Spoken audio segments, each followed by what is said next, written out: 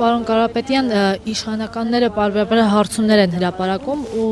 որ իրենք հաղթում են, իրենք մտածելու ոչինչ չունեն, բայց շարունակում են ընդդիմադիրներին թիրախավորել։ Ավելի վաղ մամուլում հայտնվել էր տեղեկություն, որ նրանք թաքցնում են Ամերիկայի հարցումները, սոցհարցումները։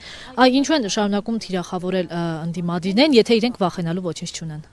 Հարցեր այսօր մենք տեսանք, որ վերջապես մի քանի շաբաթ հետո իրենք հրապարակեցին, մի քանի շաբաթ հարցումը ավարտելուց եւ մի քանի շաբաթ հարցման վրա աշխատելուց հետո նրանք հրապարակեցին իրենց ունեցած հարցման տվյալները, որտեղ ընդդիմության ձայների հետ կապված կա բավականին հետաքրքիր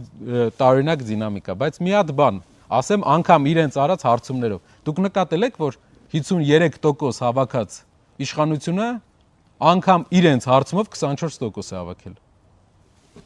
Երկու անգամ քիչ։ Անգամ իրենց հարցումով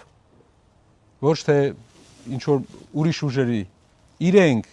մեծամասնություն հավաքած իշխանությունը 24% է հավաքել։ Դա ցույց է տալիս, թե ինչքան մեծ է հիասթափությունը իշխանության նկատմամբ։ Անգամ իրենց այս ռեդակցիա արած հարցման արդյունքում իրենք խնդիր ունեն ու իրենք գիտեն այդ խնդիրը, գիտեն, որ հասարակության մեծ մասը հիասթափված է, որովհետև եղել են սիրուն խոսքեր, մեզանից ավելի սիրուն են խոսացել, բայց չեն եղել տակը քայլեր, գործեր։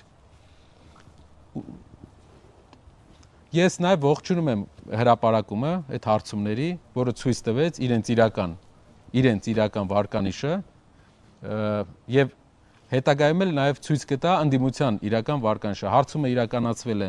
մինչև մեր կուսակցության հիմնադրման նիստը, Սամվել Կարապետյանի վարչապետ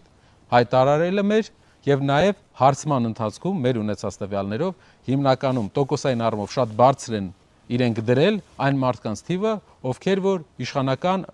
օրենտացիա են ունեցել նախորդ ընտրությունների ժամանակ, նորմայից 50%-ից բարձր։